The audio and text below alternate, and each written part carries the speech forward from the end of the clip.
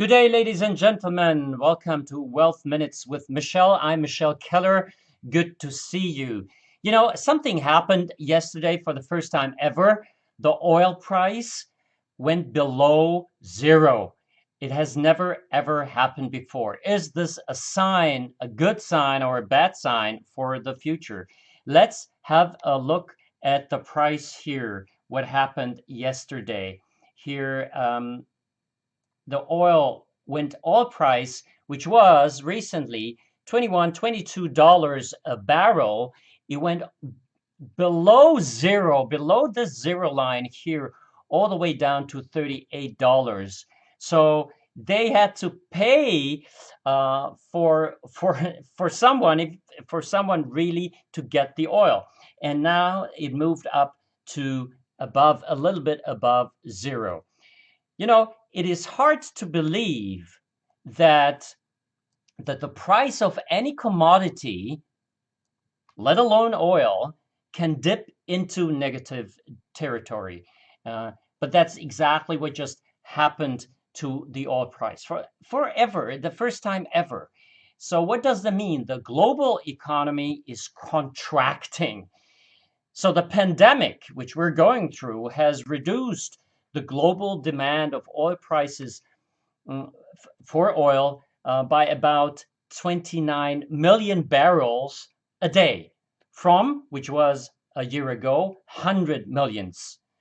So from 100 millions to 29 million per day. And OPEC and other producers agreed to cut the production by around 9.7 million barrels per day. So there is a huge surplus of oil on the market, but there are no buyers. So there is a huge amount of oil, but there are no buyers. And that's why the oil price goes down. What we have seen here now, in this here is definitely not the price for the oil at all. This happened because there was due a futures contract. The futures contract was due to yesterday, and as there is no demand or not enough demand, it went below zero.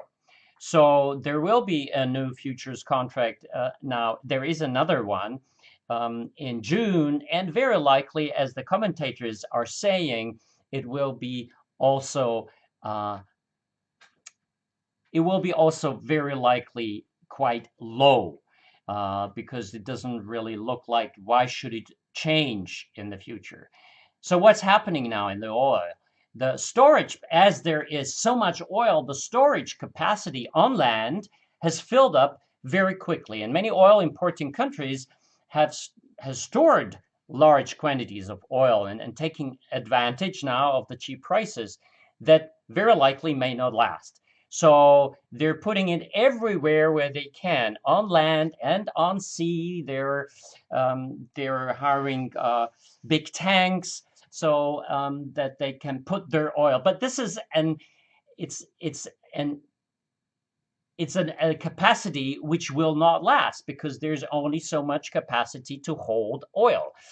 And some oil producers are hoping to maintain their market share, but it is not sure, and very likely some will not succeed. And and you, so will the oil price come back? Yes, as the experts are saying, the commentators are saying very likely. The time will pass, and more oil rigs, will stop operating because the costs are so high. And there is, as one commentator said, there's collateral damage. So with on different markets. And why is that? Because there was already an ongoing oil war between Russia and Saudi Arabia, and COVID-19 is the additional attack on this. Let me explain. Both countries are heavily dependent on their oil revenues to sustain their economies, and the GDP, the gross domestic product, in Saudi Arabia is dependent around 50% on oil, and Russia is dependent on 39%, which is huge. And how are the experts? Very likely, as one can imagine, Saudi Arabia is 90% dependent on their experts on oil, and Russia is around 60, 59%. So that's huge. Both countries, they really need it. And for them, it's very important that the price doesn't go below a certain level. So Russia needs a price of around $60 per barrel to balance its government budget, and Saudi Arabia needs around $80 per barrel to balance its budget. So with 22 and 21 dollars per barrel, they will not be able to sustain that, and they will do everything in their might to push the price up again. But if there is no demand, then it will be very difficult for them as well. So, as one commentator is saying, oil is increasingly becoming a stranded asset. And that's that's a big sentence. That's an important sentence because oil is an asset.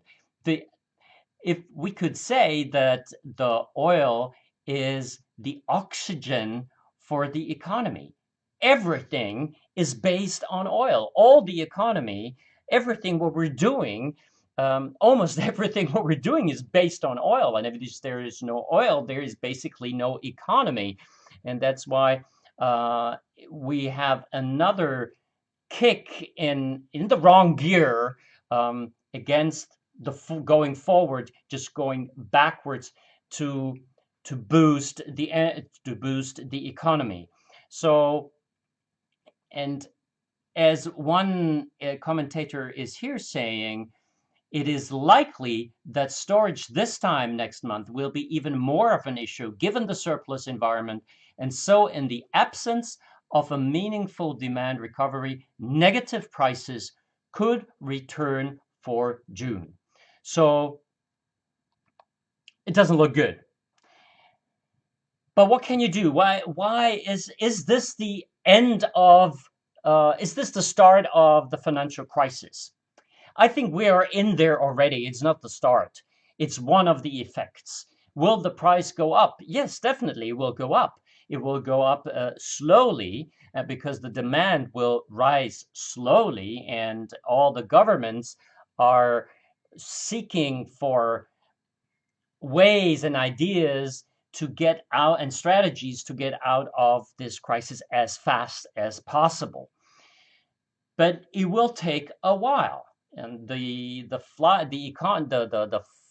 airplanes, the airplane industry is down by 95%. And I've just reading an article where one said that in a year's time it will very likely not rise more than 25% from today's prices from today. So just 25% of people will be flying of what has been there before the crisis. This is really very slow, and because why should the people fly around, right? Everybody is learning that it's possible now to use Zoom and or other means, exactly what I'm doing here right now. So why I'm saying this, why I'm sharing this with you, because it is important to understand where we are here right now and what effects does it really have for yourself, for your own economy, for your own personal economy.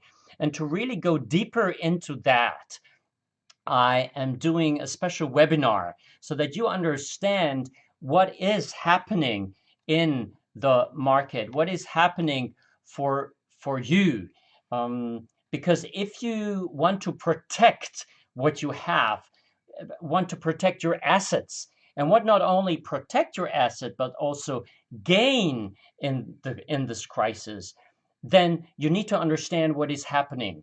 And therefore, I'm going to share statistics and data which are there, which are available for each and every one, but it's not really shown in the media a lot, so that you understand where you are and what strategies you can do in the future to protect yourself. And tomorrow it starts at 8 p.m. Central European Time. 8 p.m. It will last an hour, and you can ask, of course, questions, and I'm happy to answer them so that you can take a valid decision on what to do. Learn what you can do in this crisis and how you can protect yourself, also your family, to earn additional income, but especially to protect and build wealth. And here on that page, you can get all the information and how to log in. Just know there are just limited seats available, so first come first.